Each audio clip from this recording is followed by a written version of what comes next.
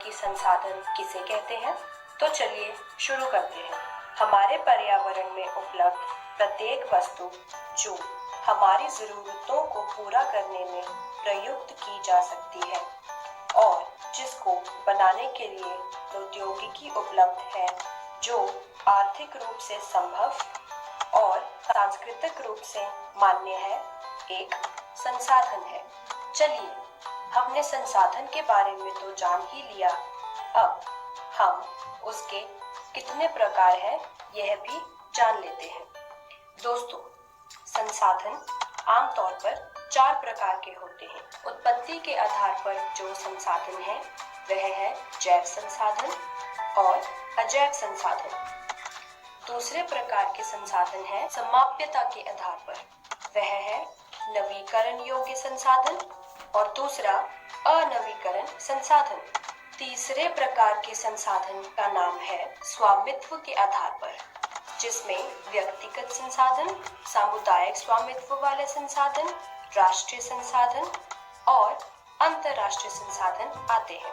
दोस्तों, चौथी प्रकार के संसाधनों का नाम है विकास के स्तर के आधार पर संसाधन, जिसमें संभावी संसाधन, दूसरा विकसित संसाधन, तीसरा भंडार और चौथा संचित कोश। दोस्तों, यह है संसाधन के प्रकार।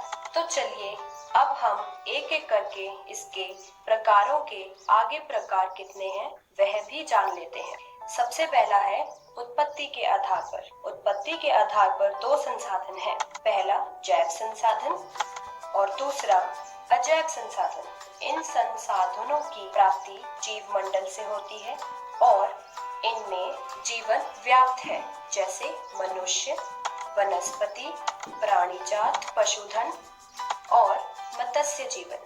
अजैव संसाधन में वे सारे संसाधन जो निर्जीव वस्तुओं से बने हैं आते हैं, जैसे चट्टानें और धातु। दोस्तों, यह थे कुछ उत्पत्ति के आधार पर संसाधन।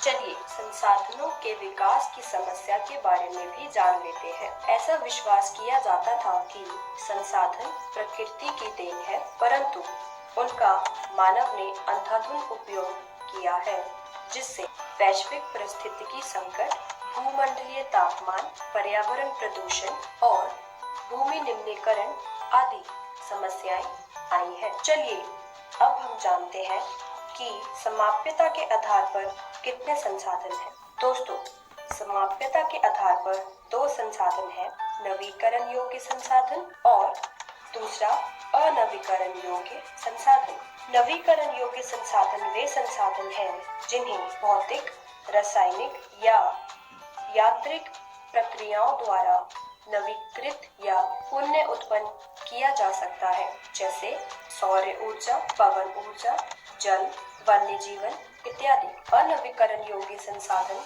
का विकास एक लंबे भूवैज्ञानिक अंतराल में होता है। खनिज और जीवाश्म ईंधन इस प्रकार के संसाधनों के उदाहरण हैं। चलिए दोस्तों, अब हम जान लेते हैं कि स्वामित्व के आधार पर कौन से संसाधन होते हैं। दोस्तों, स्वामित्व के आधार पर 2 संसाधन हैं, पहला व्यक्तिगत संसाधन और दूसरा सामुदायिक स्वामित्व वाले संसाधन। व्यक्तिगत संसाधन निजी व्यक्तियों के स्वामित्व में भी होते हैं, जैसे कि बाग, चारागाह, तालाब इत्यादि संसाधन के निजी स्वामित्व के कुछ उदाहरण हैं।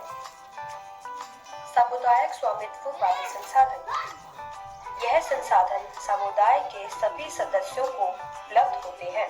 नागरिक क्षेत्रों में इन्हें सार्वजनिक पार्क, पिकनिक स्थल, खेल के मैदान इत्यादि वहां रहने वाले सभी लोगों को उपलब्ध होते हैं। विकास के स्तर के आधार पर 4 संसाधन हैं, पहला संभावना,